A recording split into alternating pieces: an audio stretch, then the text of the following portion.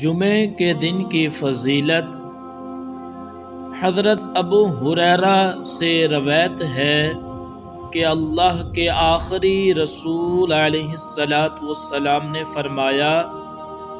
ان سارے دنوں میں جن میں کہ آفتاب نکلتا ہے، یعنی ہفتے کے 7 دنوں میں سب سے بہتر اور برتر جمعے کا دن ہے۔